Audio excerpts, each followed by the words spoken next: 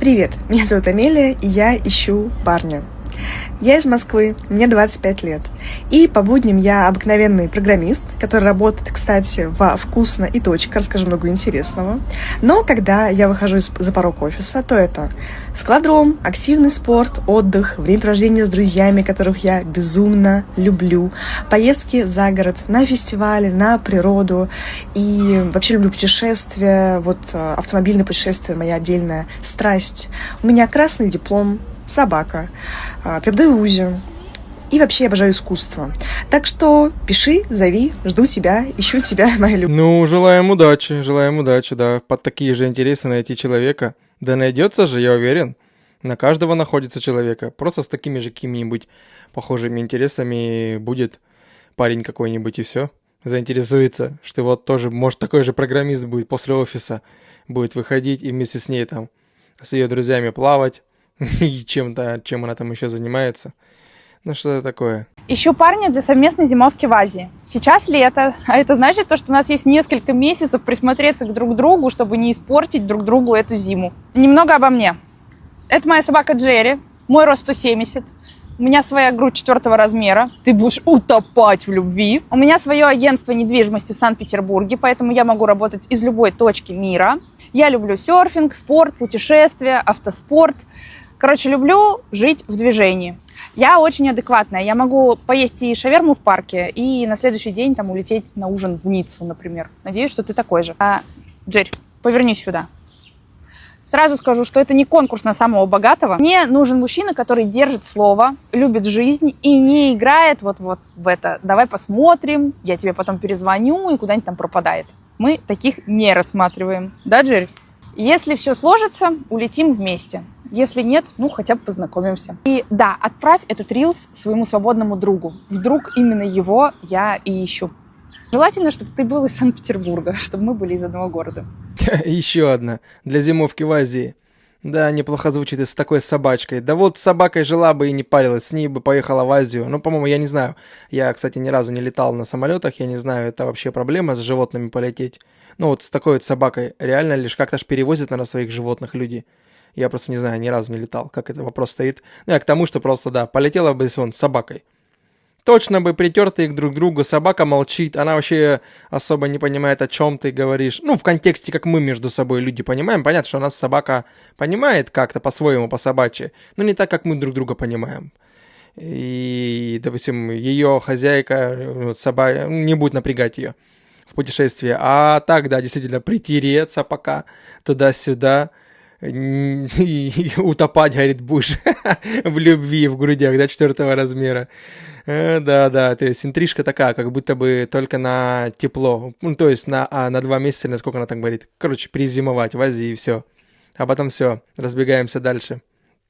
Я с собакой, а ты один. Ну, в принципе, кого-то это явно заинтересует, действительно, почему нет-то? Мне 35 лет, у меня 2 детей, и сейчас я скажу то, от чего у большинства мужчин и у женщин будут гореть пуканы. Я не хочу больше детей базово. Но если вдруг я познакомлюсь с мужчиной, который захочет, который настоит на том, чтобы я родила ребенка, то у меня будут к нему определенные условия. Первое условие, он должен мне положить на счет $2 миллиона. Второе условие, он должен купить 3-комнатную квартиру от 100 квадратов в любой адекватной столице. Это Австрия, это Англия или, окей, даже Польша. И третье, он должен положить на депозит своему будущему ребенку около $1,5 миллиона на счет на его будущее обучение, на какой-то хороший престижный университет. Я не считаю, что я прошу что-то экстра или я требую что-то экстра, потому что это моя жизнь, это моя безопасность, и я хочу себе и своим детям только самого лучшего. Ты нифига себе, это ж надо каким быть отчаянным, чтобы положить вот этой вот потлатой, как говорится, $2 ляма, и тогда она согласится сделать ребенка. Да кому нафиг это? Вот я даже не представляю ситуацию, когда какой-нибудь такой, $2 миллиона, это уже какой-то долларовый миллионер явно, да, должен быть. И он такой ходит, думает, вот она, разведенка с двумя прицепами. И у меня есть $2 ляма. И, он, допустим, с ней познакомился, узнал, что ее требование $2 ляма, а ему кровь из носу, прям вот наследник. Он такой, вот это хорошая инвестиция. Кладет ей 2 ляма и делает ребенка, она рожает. И потом еще и ребенку кладет $1,5 мульта. Неплохо. А по итогу эти 1,5 и 2 ляма эти и 1,5 мульта все достанутся ей. Она будет где-то там шикарно себе жопу греть. Отличненько, да? Не, мы все люди, и у всех свои определенные в голове требования к партнеру. Я с этим согласен. Она имеет полное право хотеть такие требования. Как говорят, хотеть не вредно, вредно не хотеть. Согласен, окей. Пусть будет так, но в данном случае это офигеть какие неадекватные требования. И мне кажется, долларовому миллионеру оно нафиг не надо. Уже сам факт, что если я долларовый миллионер, да у меня там очередь будет из женщин просто офигеть какая, которые будут готовы сами раздвинуть передо мной, как говорится, ноги, и чтобы я им сделал ребенка. История, по-моему, с Илоном Маском есть такая, что там даже какие-то эти люди организовали такой своего рода бизнес или что, и там разводили женщин в интернете, якобы продавая там семя, само семя якобы Илона Маска, чтобы она вот себе его там, искусственно оплодотворили ее там, и ребенок был от Илона Маска. Ну, есть же такое. И вот наш там, да, Павел Дуров есть тоже. Там многие мечтают, чтобы от него бы ребенок был. Вот конкретно, что там типа гены хорошие, он такой успешный предприниматель, долларовый миллионер и так далее. И такое сплошь и рядом. И, я опять же говорю, к чему? У них очередь стоит из таких вот подобных, а тем более с 2 детьми. Да нафиг она надо. Имеет право. Вот будет сидеть с 2 детьми до конца дней. По-хорошему, я имею в виду, если мы говорим за то, что она хочет. Кто закроет эти требования, это какой-то неадекват, как по мне. Я содержанка, и вот сколько денег дает мне мой любимый мужчина, мой Масик. Поехали. Духи, косметика, уход за собой. В этом месяце у меня вышло 80 тысяч рублей. Нижнее белье. Я обожаю красивое нижнее белье. О, это моя просто зависимость, моя любовь. В этом месяце у меня вышло 30 тысяч рублей. Одежда, сумки, аксессуары 90. Ой, спасибо моему любимому мужчине, спасибо, Масик, спасибо, что я могу себе вот это позволить, спасибо, что я могу не работать. Спорт, пилатес, хожу на танцы, 30-40 тысяч. А личные расходы около 70 тысяч. Это рестораны, куда-то походы с подружками, кофейни, просто захотела там футболочку, кофточку, духи, там какие-то, подарочки своим родным. Вот это вот все сюда входит, и примерно я трачу около 300 тысяч рублей. Спасибо, мой Масик. Спасибо, что могу себе позволить такие траты. А потом я проснулась и поняла, что нет никакого содержания, и содержу я сама себя. Пу-пу-пу. Согласитесь, неожиданный поворот в конце, да? Потому что уже негатив прям к ней такой просыпался, да? Что там какой-то Масик, не Масик, какой-то не особо адекватный человек, который готов 300 косарей дать на содержание. Есть такие, по-любому есть. Раз это существует, раз это какой-то имеет спрос, есть предложение. Существуют же содержанки, реально, да, у нас вот в мире, не только там по России, вообще в целом во всем мире. Раз это существует, значит, кому-то это реально интересно. Просто кому-то интересно отстегивать какие-то определенные деньги, и у него, не знаю, как это сказать, на попечительстве, как это называется, у него вот какая-нибудь подобная девушка, женщина, не знаю. Да, кому-то это интересно. А так, да. Фигеть у нее расходы. 300 косарей на всякую такую. Имеет право. Если человек зарабатывает, имеет право. Да, что мы будем чужие деньги считать. Ее деньги, пускай делает, что хочет. Очень у многих женщин стоит сейчас вопрос, где же встретить мужчину. Там начинают ездить в яхт-клубы, гольф-клубы. Я сегодня поняла, не где-то на активном отдыхе, а они все в налоговой торчат. Мой личный лайфхак. Хотите мужчину попроще? Это 1 этаж. Хотите посерьезней? Там ООО. Это уже на 2 этаж надо подниматься. Все в налоговой. Не благодарите. А нафиг вы им нужны в налоговой? Я представляю, пришел я в налоговой, и ко мне кто-то там пытался бы клеиться, хотя ко мне за мою жизнь всю никто ни разу, женщины, девушки ни разу не клеились, поэтому у меня даже такого и представления нет, что это может, вообще в целом быть. Да, может быть, если бы я жил в крупном городе, может быть, такое было бы. А так как я в целом родился в станице, сейчас в маленьком городке живу, тут буквально население 1020 человек и все, то, естественно, и я сам по себе, у меня работа удаленная с ноутбука, я никуда особо не выхожу, соответственно, да, где бы, естественно, ко мне подходили. Кроме что на тренировку, когда я выхожу на набережную, или в магазин, да ладно, речь не обо мне. Я к тому, что да, в налоговой кому они нафиг нужны там приходить, да, в налоговую, кого-то пытаться выцепливать. Я представляю, прихожу я где-нибудь, там у меня проблемы, и у меня нервы, а тут такая какая-нибудь ситуация, да нафиг оно надо. Кому-то это может быть окей, конечно, я понимаю, что познакомиться можно где угодно, как говорят, хоть в туалете, всякое может быть. Завязался разговор, опа, оказывается интересный человек. Вопрос к одиноким девушкам Воронежа. В пятницу, воскресенье, в субботу, вообще любой выходной, который у вас приближается, что вы делаете, куда вы ходите, как вы проводите время, если вы одиноки, у вас нет молодого человека, мужа и подруги, и даже собаки, вы не ходите с ней гулять. Чем вы вообще занимаетесь? Как вы проводите время? Ну, если вам где-то, ну, как минимум, плюс 25, 30, лучше 30. Мне интересно, что делают 30-летние одинокие девушки, ну, с детьми, да? По-хорошему, 30-летние с детьми должны заниматься детьми. Ну, я понимаю, на личный отдых время должно быть тоже. Ну, а так, да, заведи друзей, ну, знакомых каких-то. Также в этих знакомствах можно просто там прописать «ищу друзей». И вот прям просто с людьми трещать. Где-нибудь на улице как-то, если выходить с теми же детьми гулять, где-нибудь в парке с кем-нибудь языком да зацепишься, там такие же женщины, девушки, ну, женщины с детьми могут выходить и сидеть на лавочке. Раз, подкатила, села, начали за детей говорить, вот тебе и все. Будь тебе потом типа подружка. Ну, для начала просто знакомая какая-нибудь, потом товарищем, может, станет. Ну и вот так вот выстраивать отношения тоже так же, как и с противоположным полом.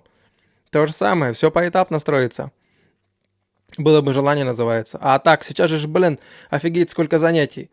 Вон для женского пола, вон я чуть ли не в каждом видео слышу пилатес, какая-то новомодная фигня, я так понял, да? Какая-то вот конкретно для женского пола, какие-то там занятия, я так понял. Ну, наверное, полезные, я не знаю, насколько там физически напряжно это делать, без понятия, не интересовался ни разу.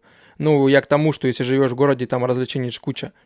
Лишь бы были, как говорится, средства на эти развлечения, ну и время, ну и желание, все вместе вот так вот. Послушайте, Да. я приехала на эту встречу. Так, Я потратила время. так. Время – это самый дорогой ресурс. Это правда. Я потратила средства. Так. Я взяла такси. Так, Я доехала до сюда, чтобы с вами пообщаться. так. Вы мне обещали вообще Звезды с неба. небо в да? алмазах Небо в просто. алмазах, точно. В итоге я приезжаю, вы мне говорите, что вы зарабатываете 100 тысяч рублей в месяц.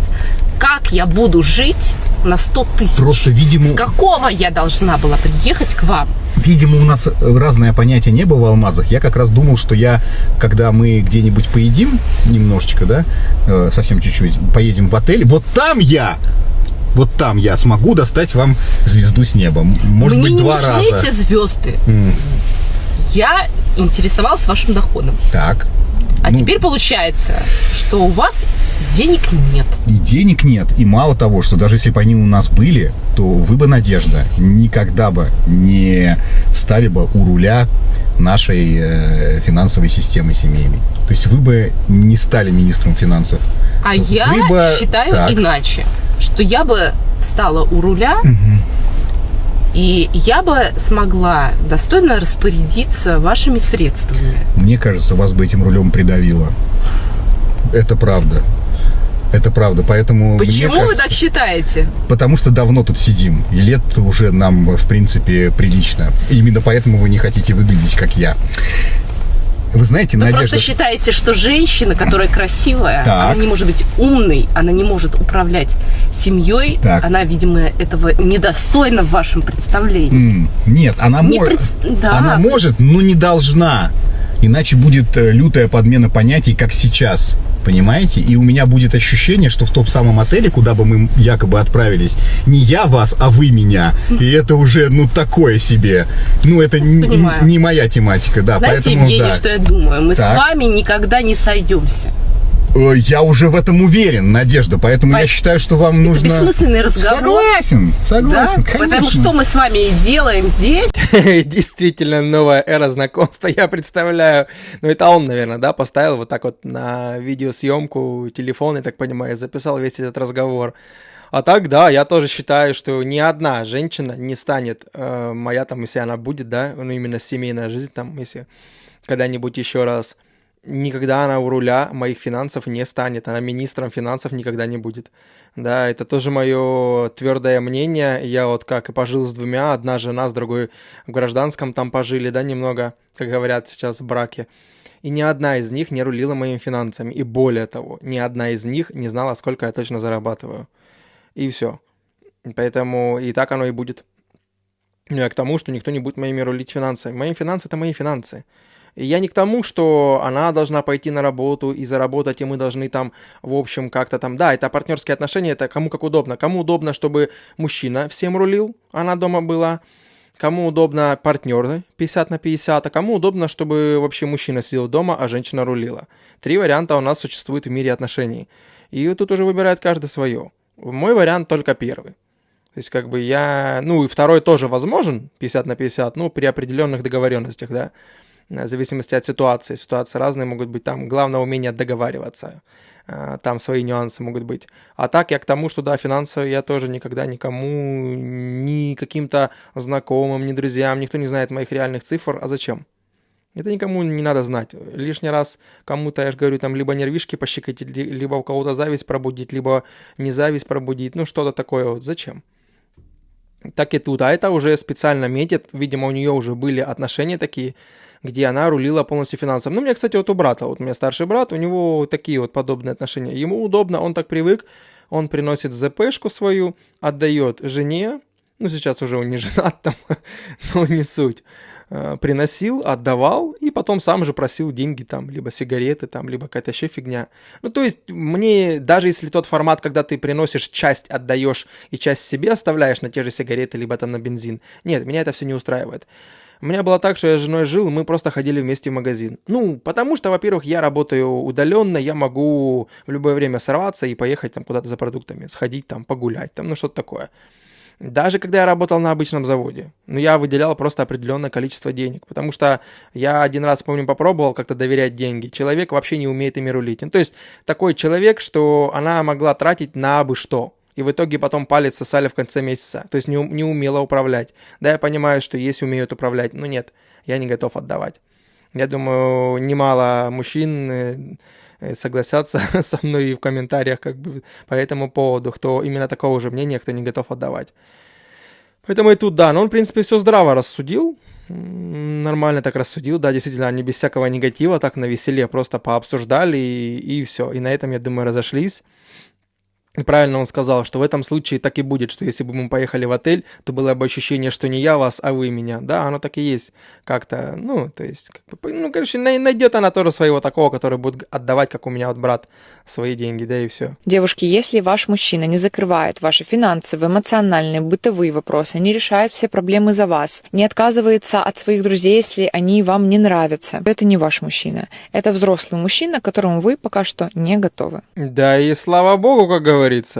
И как раз таки она взрослая женщина, которая просто не готова к мужчине. Вообще она никак к нему не готова, потому что не видно в ней хорошую мать детей, хозяюшку, заботливую жену, вообще не видно. Вот в таком виде, в котором она себя преподносит.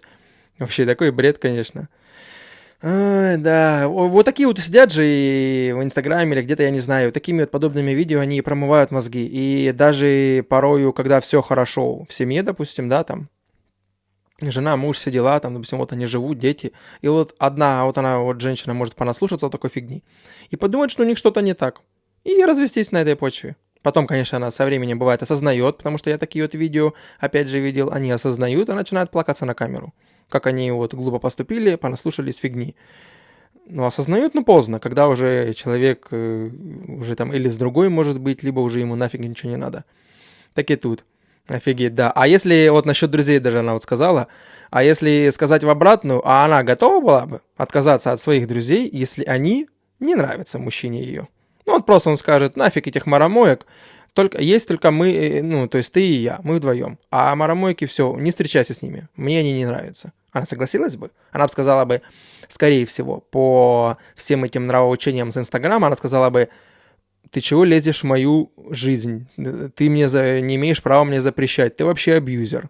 Ну, то есть она как-нибудь вот так вот, я думаю, скажет.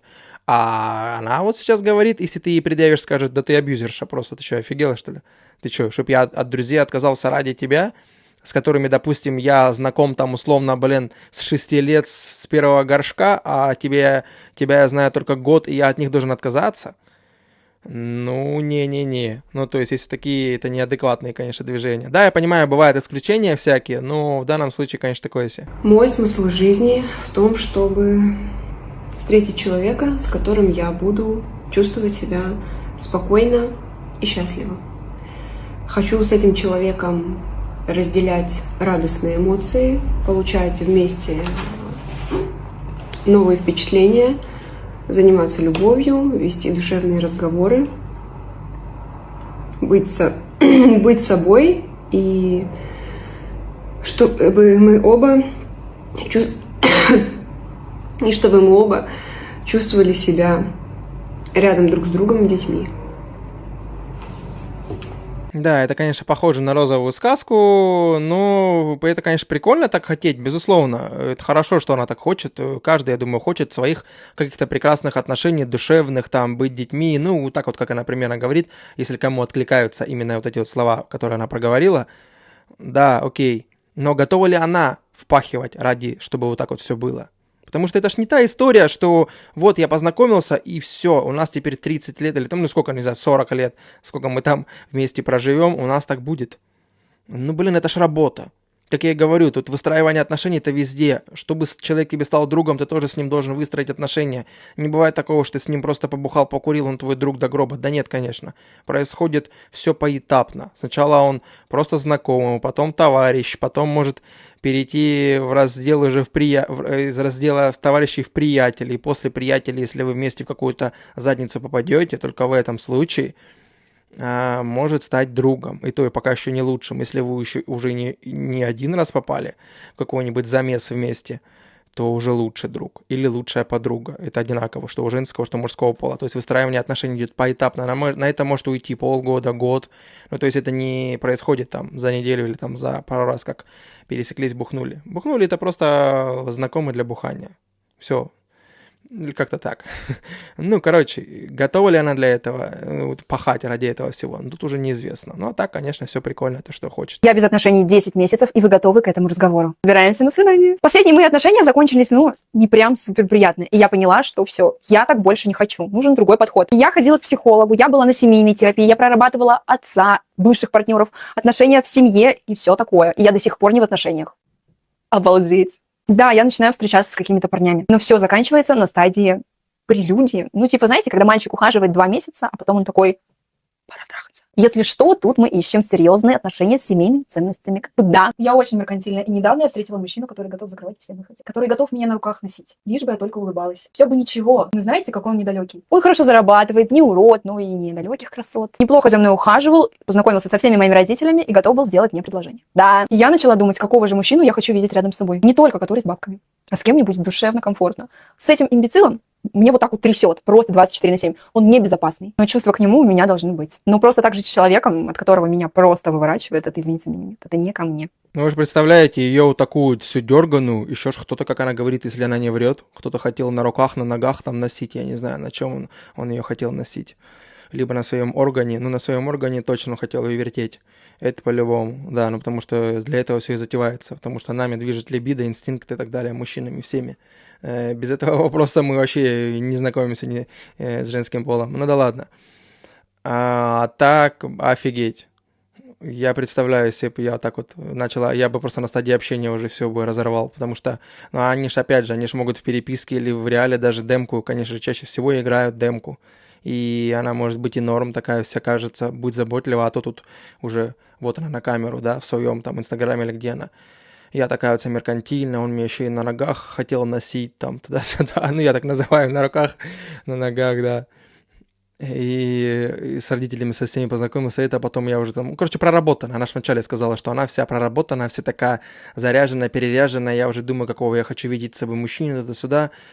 Да, жестко. Не завидую, я вообще не завидую. Какой-то ж попадется на ее вот эти вот, не знаю, на внешку, захочет ей просто засадить и будет пытаться это сделать, потратит дофига нервов, времени, а по итогу ничего не выгорит и будет такая досада. Да, не завидую я. Да, кто еще осмелится просто до семьи довести ее. Но есть такие, я знаю, которые любят добиваться. Вот просто кровь из носа, я люблю женский пол добиваться. Никогда я не любил это делать, нафиг оно надо. Потому что, такое, сейчас время такое, что если бы они были бы другими, конечно, не в наше время. Мужики, самцы, объясните, пожалуйста, вашу логику. А для чего вы внушаете девушкам, что оно ваше сокровище, оно ваше золото, просто искал тебя всю жизнь, но при этом понимая, что никогда с ней не построишь семью, брак, потому что, нет, просто хочу поиграться, а потом все. Но При этом каждый абсолютно из вас втирает о том, что мне нужно домашнее, хозяйственное, дома сидит, по клубам не шляется. Вот такая вот прям хорошенькая жена. Хотя при этом поиметь огромное количество девушек, походить по всем клубам, каждую пятницу бухать, сидеть в кальянке. Я никогда не понимала это в людях и, наверное, не пойму, потому что меня воспитали, если ты требуешь человека, то будь добр, соответствуй ему. Самый весомый аргумент, я же мужчина, я самец, мне надо как бы попробовать, чтобы меня потом не вело, не крутило.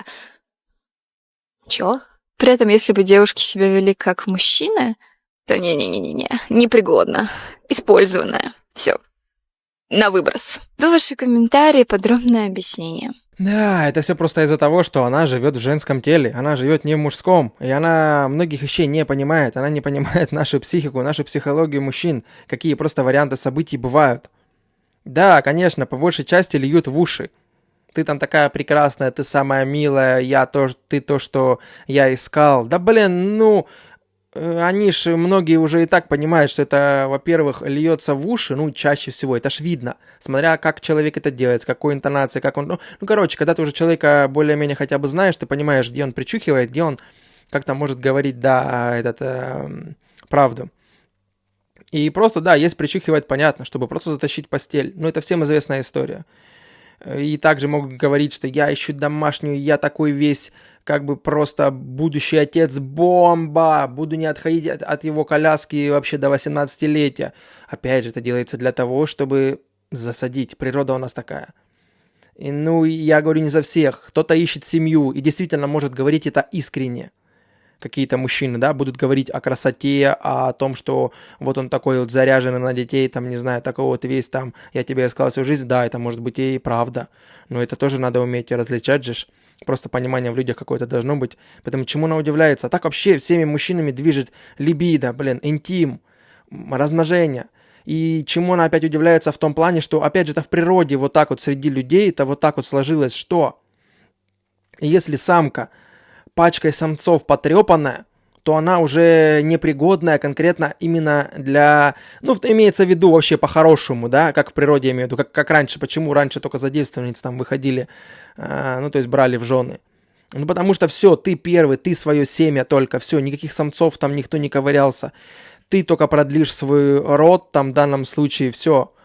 А когда вот так вот, когда она с пачкой была, то у мужчины просто подсознательно сразу срабатывает, офигеть, куча поковырялась, и свое семя могли оставить, вообще, и в общем, как-то в общем, самый главный факт, что поковырялись. И все, это уже вызывает неприязнь, а с мужчинами из-за того, что он, для нас это как просто попить воды или в туалет сходить, я имею в виду интим.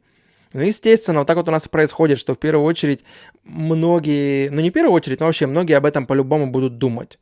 Конечно, многие, опять же, умеют себя сдерживать как-то, чтобы когда кто хочет семью, сразу не нападать и не сводить все к этому. Могут терпеть, могут ждать условно, как есть же такие неприступные, которые говорят только после свадьбы. То есть мы можем встречаться, максимум обняться, но вот эти интимные движения только я буду с мужем делать. И имеет полное право, конечно.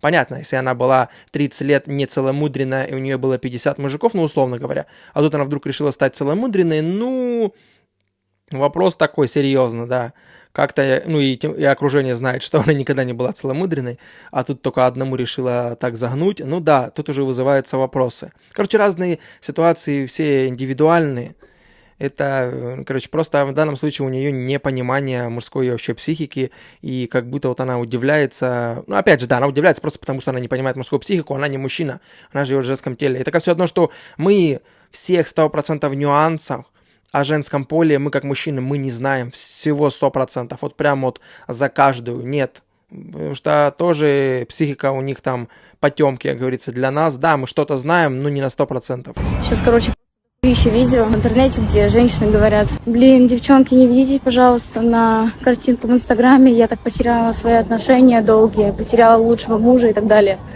Вот реально стали появляться такие видосы, их становится все больше и больше. Те девочки, у которых до сих пор замылен глаз инстаграмной картинкой, забывая, что такое вообще реальная жизнь, я думаю, пора бы прислушаться, к этому моменту и перестать разрушать себя и свои отношения, Трезво смотреть на этот мир, реально смотреть на этот мир. Все, спасибо. Вроде бы в целом логично говорит, потому что, да, замыливается глаз, они там понаслушаются всех этих коучей и психологинь, если она это имеет в виду. И потом, да, разрушают свои, ну, хорошие какие-то там отношения, браки и так далее. Есть же такое, есть, да, я об этом вот только недавно говорил. Да и вообще это, я думаю, каждый знает, что такое сплошь и рядом. Вчера иду я такая по площади Победы, и со мной поравнялся мужчина на велике с вопросом, как пройти в библиотеку, как пройти в ближайшее отделение Сбербанка. Я со всей ответственностью отнеслась, стала вспоминать и объяснять маршрут до Сбербанка. И тут он такой говорит: а вы замужем? Я говорю: я там была 2 раза. Он говорит: а можно ваш телефончик? И тут я с гордостью достаю свою визитку со словами: я готовилась, и я готова. Вот вам визитка. Это я к чему вам рассказываю, дорогие мои девчонки, в первую очередь. Давайте поощрять этих смелых, прекрасных мужчин, которые все-таки еще подходят к нам и просят телефончик. Не знаю, мне лично эта тенденция нравится. Поэтому мне кажется, что чисто по-человечески можно поблагодарить человека за внимание к своей персоне. И как-то все-таки подобрее, что ли, к нему отнестись. Потому что, ничего нет плохого в этом. Ну, то есть она хочет сказать, что, типа, на тебе визитку и пошел ты в задницу, типа того, да? Неважно, свяжемся мы с тобой, увидимся или когда-то. Просто, типа, не грубо ему отказывать, а типа, молодец. Сейчас таких вообще очень мало мужчин, которые подходят и знакомятся. Поэтому держи поощрение, на тебе мою визитку. Это ничего не значит. Ты мне явно не понравился, но, пускай будет, просто хотя бы тебя не обидеть.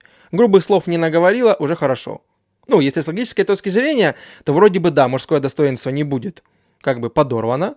Он уйдет с мыслью, что норм, и он будет эти попытки делать и с другими женщинами, там, девушками.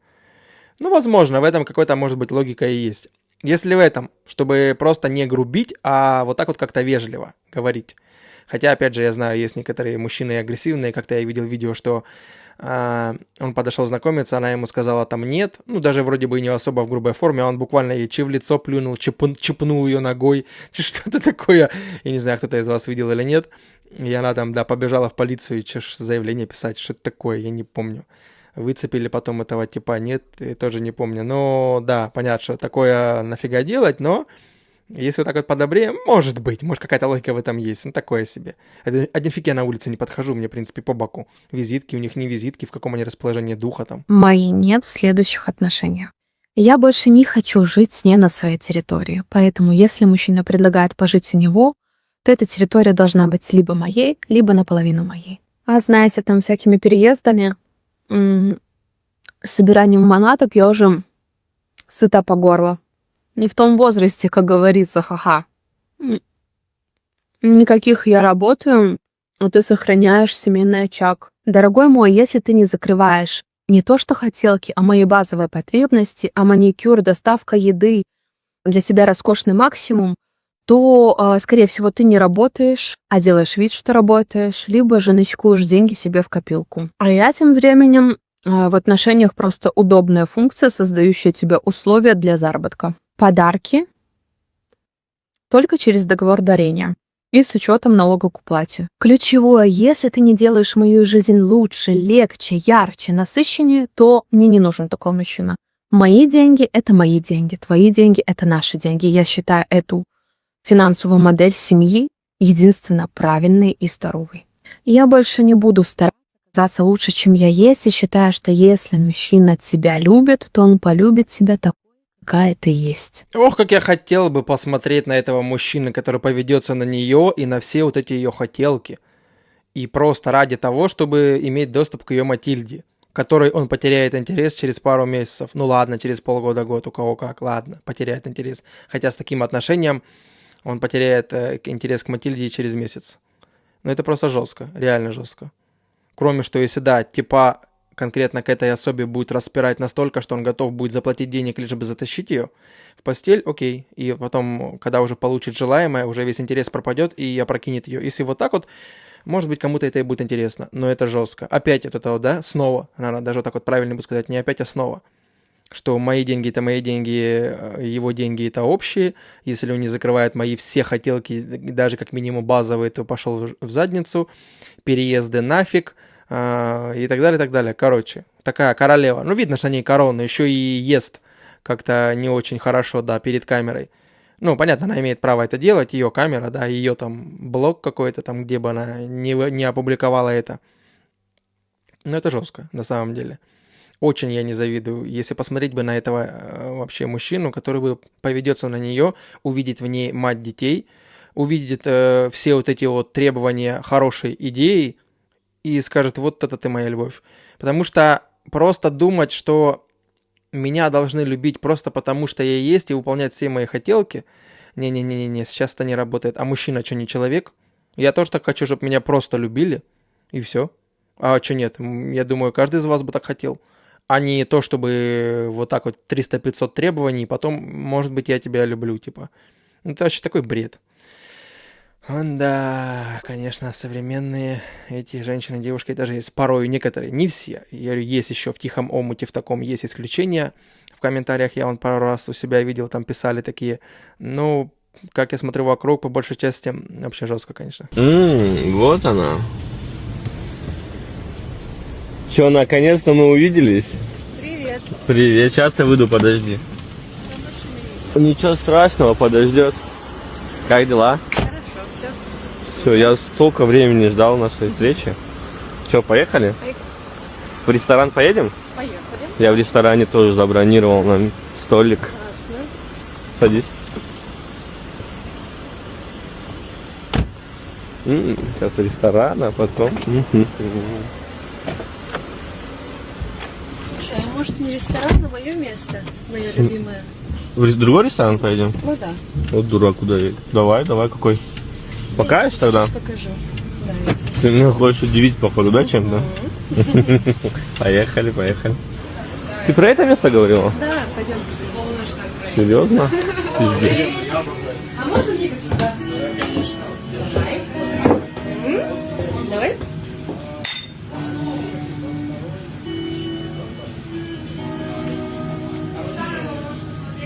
Хватит. Я весь день ждала этого. Серьезно, про это место говорила вообще? Ну, бля, ну давай, ладно, здесь кайфанем сегодня. Я думал, мы в ресторан поедем. А чем тебе не ресторан? Да, конечно, попал я сегодня. Да, может, все-таки в ресторан? Смотри на нее. Да, ты, походу, весь день на сушняк ловила. Да. Ну, если это не постанова никакая, то как будто бы с первого взгляда даже адекватно все выглядит, да? Ну, допустим, для меня было бы, конечно, все равно в любом случае не то пальто, так как я вообще не бухаю. Для меня пойти в какое-нибудь такое место и забухать пивка было бы нет. Сразу крест, да? Но для него, я думаю, окей, у нас много таких, которые пивко любят, там, рыбка и так далее, но я нет. Как я вам говорил, мне только что, я как сам не курю, не пью, мне только такая же приглянется, потому что я не могу, для меня запах, кто-то вонь, что сигаретная, что алкогольная, нет. Ну, пиво это еще может быть, если иногда, ну, то есть это не систематически должно быть.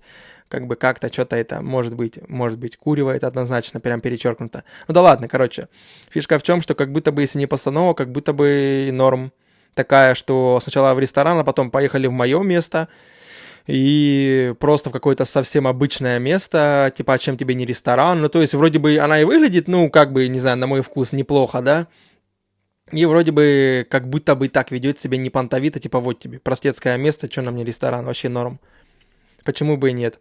Ну, если это правда, наверное, значит, может быть и отношения у них. Кто его знает, как говорится, пожелаем удачи. Девочки, я вообще в шоке. А что творится с мужчинами? Я, значит, пару дней назад выставила рилс, где я говорю о том, что нужно брать карточку у мужа, если вы ссоритесь, и идти в ресторан вкусно кушать, одеваться, и все будет в семье хорошо. Что я вижу в комментариях? В комментариях я вижу о том, что девушки, большинство пишут, что у их мужчин нету денег. А теперь задай себе вопрос, счастлива ли ты с таким мужчиной? Если у твоего мужчины нету возможности сводить вас один раз в неделю в ресторан, значит, у него нету просто возможности иметь женщину. Вот и все. И у нее, как я понял, муж есть, я так понял, раз она такое советует. Ну вот, как я говорю, каждому свое. Вот какой-то есть у нее мужчина, если у нее есть действительно муж, ну, для него это действительно окей, что при какой-то ссоре она берет его тупо карточку и идет вот так вот раз в неделю или при любой ссоре в ресторан тусить. А он там, не знаю, дома телек смотрит, футбол с пивом или что он там делает. И я понимаю, что для некоторых это окей, кто как договорится. Окей. Но вообще ситуация не очень, потому что я говорю, если как в моей модели поведения, где у меня деньги всегда при мне, то я просто никогда даже карточку не дам. Они у меня просто, я ими распоряжаюсь. Максимум, что я мог бы дать, это просто так деньги, какую-то сумму перевести там в смысле. Но это, то есть, должно было бы быть контролируемо, а не так, что неконтролируемо на ID. И да, и вот она же и помогает прорабатывать таких вот, которые в комментариях сидят, вот она же им тоже в голову вбивает. То есть, чтобы ценилось не человек, не вот это вот, да, близкое, теплое отношение, да, через которое, ну, по-хорошему и надо вот так вот сосуществовать в отношениях, а именно, ну, финансы, подарки вот эти вот. То есть, если у него недостаточно денег, если он тебя не водит в ресторан раз в неделю, все, разводись с ним. Да что за бред? Может, у них прекрасные отношения, там, не знаю, 2 прекрасных детей, и она этого ж наслушается и пойдет, мозги ему сделает и разведется.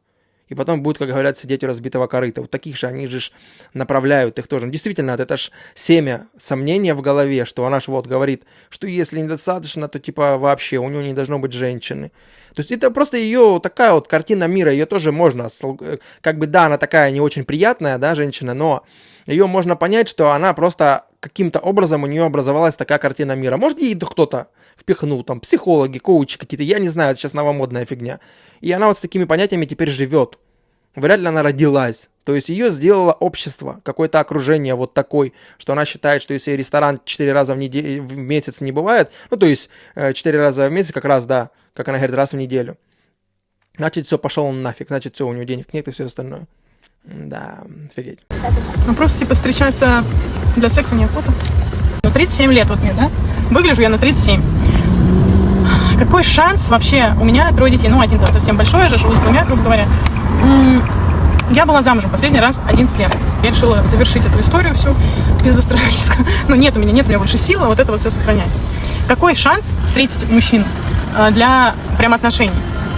Блин, ну, честно, вообще невелик. Потому что я адекватно понимаю, что все вредные, да, уже есть свой опыт, там, ну, травматика, там, мы работаем над ней, я работаю, да, там, над своими триггерами, но все равно при каждой какой-то фигне хочется все время куда-то сбежать, убежать, думаешь, да зачем, когда начинаешь график перестраивать, ну, то есть графики, работа, вот это все, дети, очень сложно найти взаимодействие, а если мужчина тоже такой в движе, занятой, то есть под него все равно нужно подстраиваться, под мужчину подстраиваться, а у меня такой возможности особо и нет, то есть друг под друга подстраивались. Но это практически нереально. Я понимаю, что это практически нереально.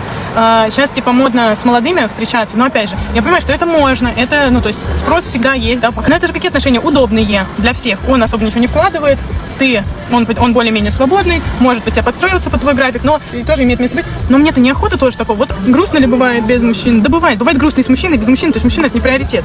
Вот, хочется, что радость такую какую-то свою иногда, или грусть и печаль разделить друг с другом с кем-то, да. Это единственный момент, если только у мужчины моего практически такая же похожая ситуация, как у меня была. И да, и вот они развелись. Ну, то да, такие есть, но это мало, конечно. Да, блин, естественно, не каждый просто мужчина осмелится на 3 детей. Да пускай один там даже уже с 2 живет, один такой прям более взрослый. Да ну все равно. Да, понятно, что для меня это, как они говорят, red flag сразу. Ну, для кого-то приглянется, может быть. Ну, а так, по сути, это понятно, правильно, что у каждого свои моменты были в жизни и так далее, подстроиться под друг друга, а отношения, они же так и строятся. Я говорю, это работа. Там в любом случае ты где-то что-то подстроишься, да, где-то как-то что-то, ну, естественно. То есть представить, у тебя была одна своя картина мира, вот у нее там 3 детей, там какая-то работа, забота о детях, думать, чем их накормить, напоить, как одеть, там какие-то кружки, обучение, ну, не знаю, там на себя какое-то время в Инстаграм или куда на этот видосик записать. Ну, короче, у нее свой распорядок дня, она к нему привыкла. И тут появляется тип, у него тоже свой был распорядок дня, какая-то своя работа, какие-то свои там, не знаю, увлечения, ну что-то, да, у нас у каждого так. И вот они вдвоем, опа, и уже там точки такие соприкосновения, что да, в любом случае, где-то у тебя это будет, психика будет где-то иногда противодействовать, где-то что-то ты подстроиться как бы придется. Да, поэтому не каждый на это готов, а просто, как она говорит, для интима она не хочет вроде бы видеться. Ну и все, и нафиг. Я знаю, вон есть с 3 детьми, она, как она говорит, для себя родила и сидит с ними. Ей ничего не надо, говорит, мне мужчину не надо. Ну, то есть она такая вот. Не то, что назвать ее фригидной, но вот она такая. Просто у нее такое либидо, у нее такой темперамент, что она спокойно сидит, и ей нафиг. Как я и говорю, это больше мы, конечно, по природе помешаны мужчины. Ну, потому что у нас инстинкт размножения – это нормальная история. Это нормально. Либидо, инстинкт размножения – это норма. И, как я и говорю, для нас это как покушать, как в туалет сходить. Все, это у нас физиология. У них нет. Вот она родила, у нее вообще там либидо, возможно, успокоилась. Бывает же такое, что родила, и потом вообще хрен допросишься интима. У меня такого не было опыта, но я слышал от мужчин такое. Либидо у них подснижается, потому что у них просто это либидо, оно снижается и переключается инстинкт материнский, забота о потомстве. И поэтому конфликты могут возникать, не всегда, понятно. На этом фоне конфликты могут возникать, он начинает ходить там по путанам, либо находит любовницу, или, все разрушается. Бывает такое, после рождения, типа, как говорят, все испортилось. Много нюансов в отношениях, это сложная штука. Вы знаете, люблю я таких мужчин, горячих, мужественных таких, от которых прет прям этой энергетикой, который мужик сказал, мужик сделал. Который не будет этот, ой, извините меня, мы случайно сюда зашли. Нет, я сюда зашел, да, возможно, я не прав, окей. Я отвечаю за свои слова, я отвечаю за свои действия. А вы отчитывать меня никак не будете. И перед этими мужчинами сразу хочется быть такой кошечкой, такой зайчикой, такой ласковой, такой... А если мужчина слаб на роток, да, то тут уже даже смысла никакого не имеет с ним общаться. Дружить, окей, может быть, мы можем с тобой подружить, но кому это надо? Кому? В целом, окей, просто выразила свое мнение, что она хочет горячих таких вот каких-то там темпераментных мужчин, а более такие, которые не такие, она просто не видит с ними смысла общения. Ну и окей. Ее картина мира. Опять же, она у нас у каждого своя. И на этом сегодня все. Подписывайтесь на канал, жмите колокольчик, пишите мнение в комментариях и всем пока.